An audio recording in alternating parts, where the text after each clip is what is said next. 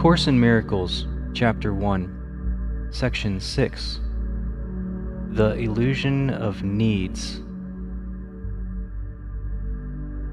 You who want peace can find it only by complete forgiveness. No learning is acquired by anyone unless he wants to learn it and believes in some way that he needs it. While lack does not exist in the creation of God, it is very apparent in what you have made. It is, in fact, the essential difference between them. Lack implies that you would be better off in a state somehow different from the one you are in. Until the separation, which is the meaning of the fall, nothing was lacking. There were no needs at all. Needs arise only when you deprive yourself. You act according to the particular order of needs you establish.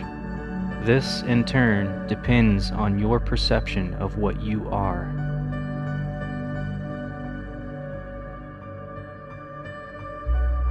A sense of separation from God is the only lack you really need to correct.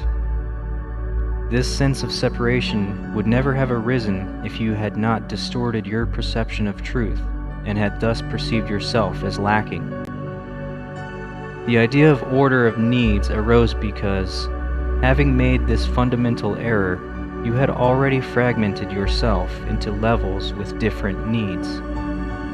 As you integrate, you become one, and your needs become one accordingly. Unified needs lead to unified action, because this produces a lack of conflict.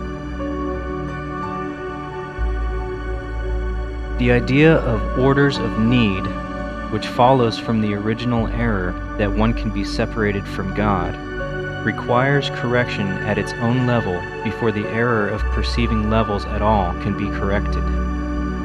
You cannot behave effectively while you function on different levels. However, while you do, correction must be introduced vertically from the bottom up. This is because you think you live in space, where concepts such as up and down are meaningful. Ultimately, space is as meaningless as time. Both are merely beliefs. The real purpose of this world is to use it to correct your unbelief. You can never control the effects of fear yourself, because you made fear, and you believe in what you made. In attitude, then, though not in content, you resemble your Creator, who has perfect faith in His creations because He created them. Belief produces the acceptance of existence. That is why you can believe that no one else thinks is true. It is true for you because it was made by you. All aspects of fear are untrue because they do not exist at the creative level, and therefore do not exist at all.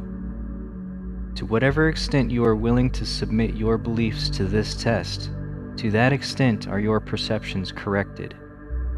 In sorting out the false from the true, the miracle proceeds along these lines. Perfect love casts out fear. If fear exists, then there is not perfect love. But only perfect love exists. If there is fear, it produces a state that does not exist. Believe this and you will be free. Only God can establish this solution, and this faith is His gift.